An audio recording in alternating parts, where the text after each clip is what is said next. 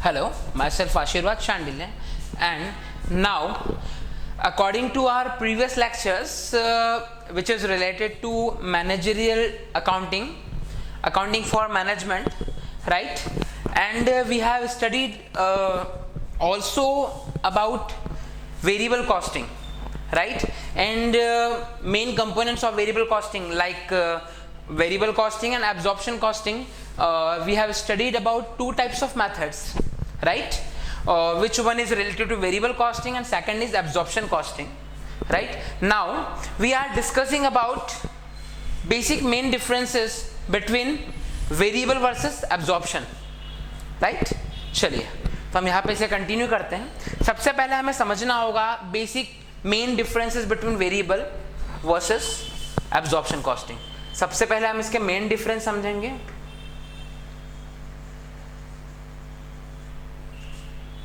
According to concept हम लोग इसके कंसेप्चुअल डिफरेंस समझेंगे,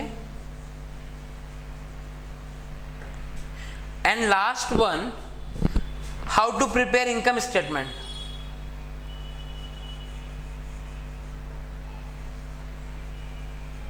डिफरेंस ऑफ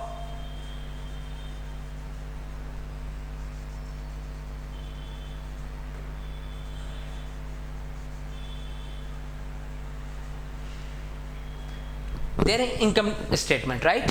तो हम तीन चीजों को वन बाय वन करके इसमें समझेंगे। तो सबसे पहले हम लोग इसके बारे में बात करते हैं, फर्स्ट पार्ट के बारे में, main difference between variable costing and absorption costing. Okay, तो differences between absorption costing and variable costing are significantly from the point of external reporting. तो पहला किस पे बात करता है?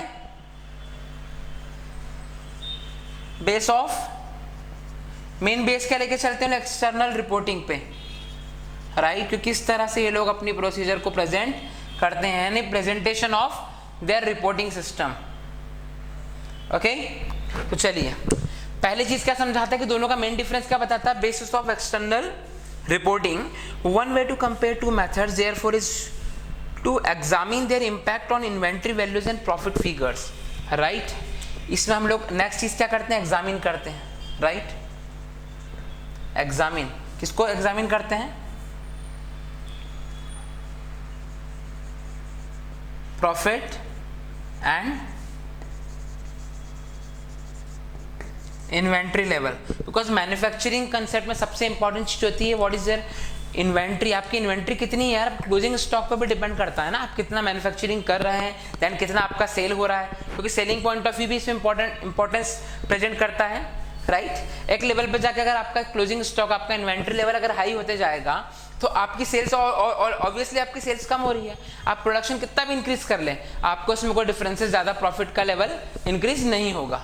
कहीं ना कहीं आगे जाके आपको शायद लॉस भी बेयर करना पड़ सकता है, आपको फिक्स कॉस्ट ज्यादा बेयर करना पड़ सकती है, राइट? जो कि number of units, number of level of production के अकॉर्डिंग डिवाइड होते जाती है, रिड्यूस हो जाती है, राइट? ठीक है, जो कि that is inversely proportional, right, to the production level. Okay, फिर हम बात करते हैं, it should be appreciated that management decision making in facilitate it if cost are classified according to their behaviour to vary with the volume of production. हम जानते हैं कि cost जो होती है वो डायरेक्टली डिपेंड करती है किस पर? प्रोडक्शन बिहेवियर पर, यानी जिस लेवल पे आपका प्रोडक्शन कैपेसिटी में चेंज आएगा, आपका प्रोडक्शन कॉस्ट में चेंज आएगा, आपकी ओवरऑल कॉस्ट में चेंज आएगा, राइट? ओके, अब नेक्स्ट पॉइंट हम इसमें क्या ले सकते हैं कि if cost are classified according to their behaviour, right, जैसा मैंने आपको अभी बताया, तो note that absorption costing emphasise functional classification, right? अगर मैं आपकी बात करूं एब्जॉर्प्शन की, राइट, तो ये किसकी बात करता है?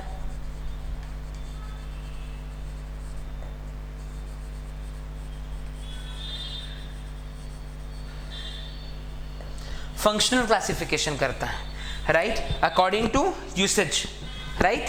बट अगर मैं आपको बात करूं वेरिएबल की बात करता हूं और मैं वेरिएबल की बात करूं, राइट, तो किसकी बात करता है?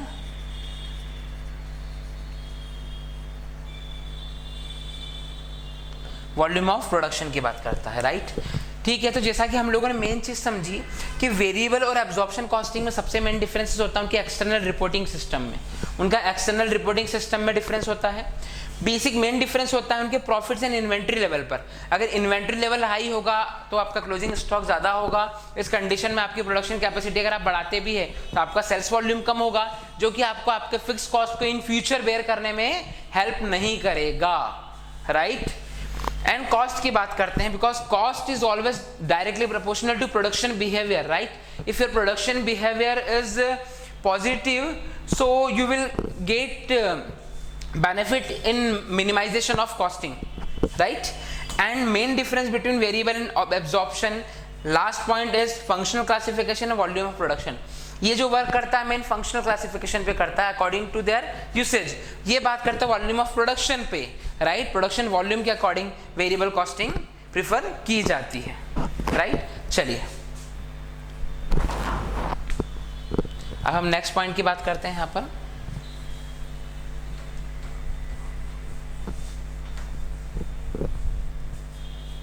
हमारा फर्स्ट पॉइंट कंप्लीट हो गया। अब हम नेक्स्ट पॉइंट देखते हैं, conceptual difference. Conceptual difference between them, as noted earlier, there is more similarities, right, than dissimilarities between two methods. इनकी अंदर सिमिलैरिटीज बहुत ज्यादा है, इसीलिए हमें इसे कंसेप्चुअल डिफरेंसेस के बेसिस पे क्लियर करना होगा, क्योंकि सिमिलैरिटीज बहुत ज्यादा है, इसके बेसिस पे डिफरेंशिएट करना काफी मुश्किल होता है। डिससिमिलैरिटीज काफी कम है as compare to similarities, right. Both methods hold that variable manufacturing cost and are product cost and that selling and administrative cost fix cost are period cost. दोनों की दोनों में एक कॉमन चीज पता है क्या होती है, जैसा हमने पढ़ा है। अगर मैं वेरिएबल के अंडर बात करूं तो ये कहता है manufacturing is product and non manufacturing is sorry, I forget this, non-manufacturing is period cost. And if we talk about absorption costing, right, it should also similar to the variable, right. Manufacturing cost is product cost and non-manufacturing is period cost. But main difference is that it is talking about only variable and it talks about fixed as well as variable also, right. चलिए अब हम आगे बातें करते हैं। यहाँ पर the conceptual difference of two method lies in the treatment of fixed manufacturing cost. क्योंकि दोनों का मेन डिफरेंस कहाँ जाके होता है पता है, ये बात करता है फिक्स्ड प्लस वेरिएबल मैन्युफैक्चरिंग के, राइट। बट अगर मैं इसकी बातें करूं तो ये किसके बारे में बात करता है, मैन्युफैक्चरिंग की बात तो करता है, उसके ट्रीटमेंट की बातें करता है कि हाँ राइट कैसे ट्रीट करेंगे, but how will treat manufacturing cost, but ये बात करता है ओनली वेरिएबल की। तो यही मेन डिफरेंस दोनों के अंदर आता है कि किस तरह से, अब ये इन दोनों मेन डिफरेंस किस चीज का दिख रहा है, वेरिएबल और वेरिएबल, राइट। बचा क्या, फिक्स्ड, राइट।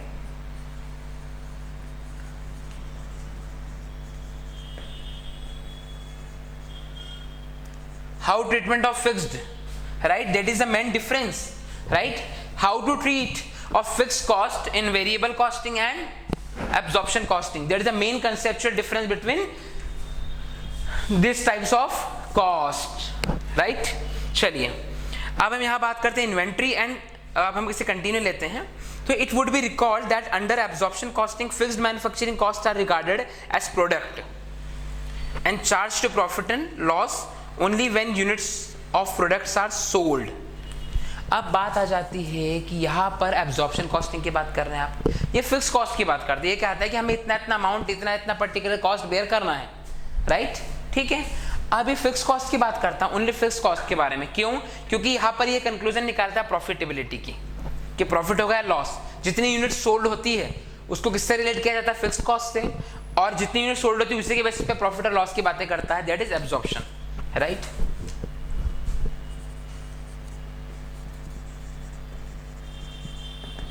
सोल्ड यूनिट के बेसिस पे क्या करता है, प्रॉफिट डिटर्मिनेशन होता है।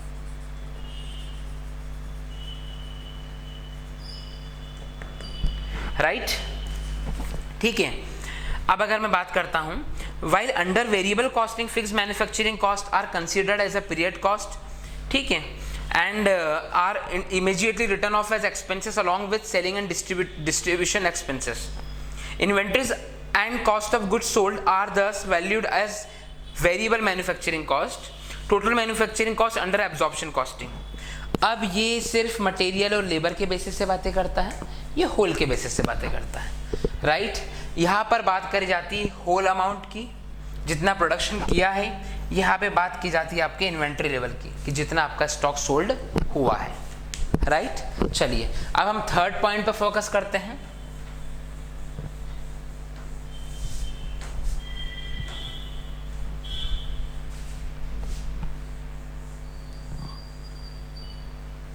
थर्ड पॉइंट किसके बारे में बात करता है? दोनों के स्टेटमेंट की। तो अब हम किसके बारे में बात करेंगे यहां पर? चलिए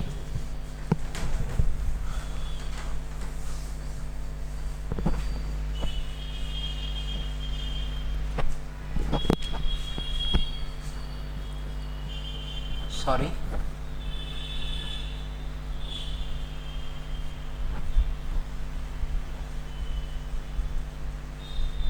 income statement under variable costing.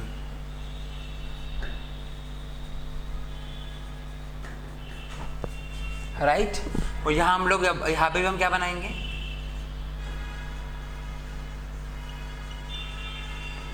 Income statement under, sorry,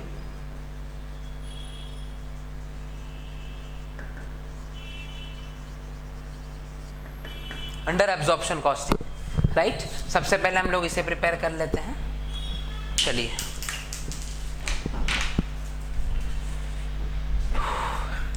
इसमें आप उस बेसिक कंसेप्ट को भी क्लियर कर पाएंगे, लाइक आपका sales, COGS, cost of goods sold,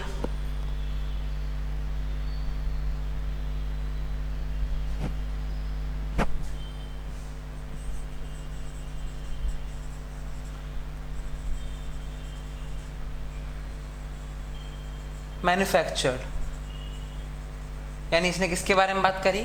और जितना ही मैन्युफैक्चरिंग कॉस्ट की कॉस्ट और कॉस्ट ऑफ गुड्स सोल्ड, यानी overheads and direct cost, right, total cost, ठीक है। इन यहाँ पे लेते हैं। अब इसमें क्या क्या चीजें आ जाती हैं? इसमें आ जाता है आपका वेरिएबल प्लस फिक्स्ड, ठीक है।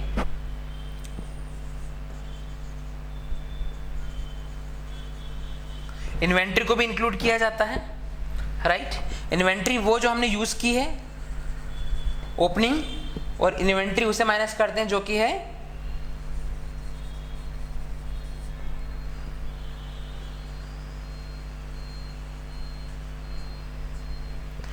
Closing, right, simple. तो इसके बेसिस पर हम फाइनली फाइंड आउट कर पाते हैं कॉस्ट ऑफ गुड्स सोल्ड, कि एक्चुअल में जितना गुड्स बिका उसको बेचने में कितना खर्चा आया, राइट। तो जो रिमेनिंग अमाउंट आपका लास्ट में आएगा वो आपको क्या प्रेजेंट करता है यहाँ पर? Gross profit. वो क्या प्रेजेंट करता है? आपका ग्रॉस प्रॉफिट,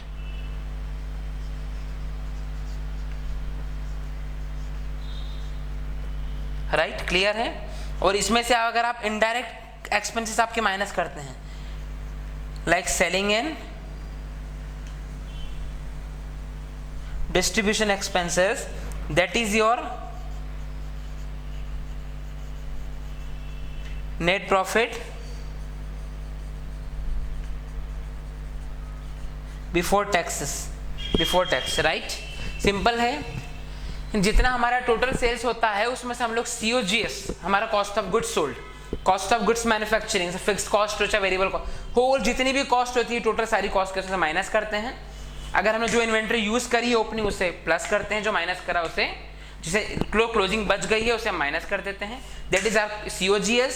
इससे हमारा क्या निकल जाता है? Cost of goods sold. इससे हम लोग माइनस करके क्या निकाल लेते हैं? होल अमाउंट में से ग्रॉस प्रॉफिट और टैक्स, हम selling and distribution expense, it means what, indirect expenses minus करने के बाद बचता है हमारा net profit before taxes. Simple है, जैसे कि हम लोग नॉर्मल उसमें भी करते हैं, जनरल कंसेप्ट है, इट्स नॉट स्पेसिफिक, बट हम मेन डिफरेंस यहाँ समझ रहे हैं इनके करने का। अब हम बात करते हैं यहाँ पर किसके बारे में, वेरिएबल के बारे में, राइट, ठीक है।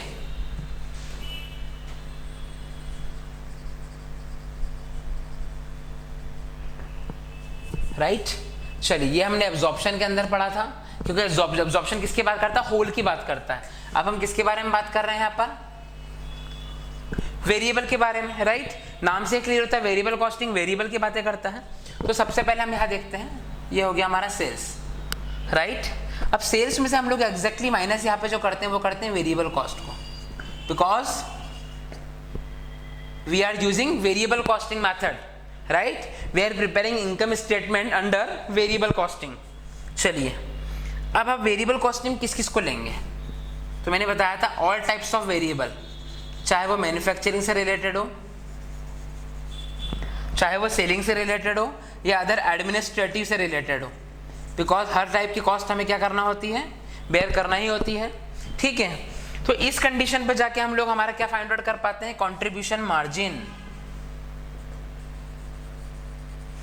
यानी वेरिएबल कॉस्ट के बेसिस पर, मटेरियल के बेसिस पर, not including fix cost here, right, उसके बेसिस कंट्रीब्यूशन मार्जिन है, जितना हमारा मार्जिन हम लोग इसमें फाइंड आउट कर पाते हैं कितना मार्जिन हमें मिलेगा, राइट। चलिए अब यहाँ पर ये हमें मेन डिफरेंस होता है कंट्रीब्यूशन मार्जिन, ठीक है, और वहाँ पर जो होता है हमारा COGS, ठीक है। यहाँ हम लोग मेन पॉइंट बात करते हैं COGS पर, यहाँ वर्क करते हैं कंट्रीब्यूशन मार्जिन पर, पहली स्टेज जो होती है।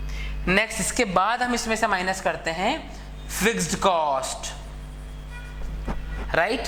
फिक्स कॉस्ट में भी हम उन सारी फिक्स को लेंगे जो किस किस से रिलेटेड होगी, just similar to the above example, above information like manufacturing, selling and administrative, right. यहां पर जाके हमारा डायरेक्ट हमें क्या मिल जाता है, नेट प्रॉफिट, बिकॉज जितने भी अदर एक्सपेंसेस को हम लोग पहले देख चुके हैं, right. Net profit before taxes. तो यहाँ बेसिक डिफरेंसेस हमें देखने को मिलते हैं, जिसे हमने 3 अलग अलग कैटेगरी में डिवाइड किया गया था, main difference, conceptual difference and last is preparation of income statement, right, in both kind of methods, right. इससे हम लोग समझ सकते हैं, एंड नेक्स्ट फर्दर लेक्चर से हम लोग आगे अदर प्रोसेसेस को समझेंगे। Thanks for watching.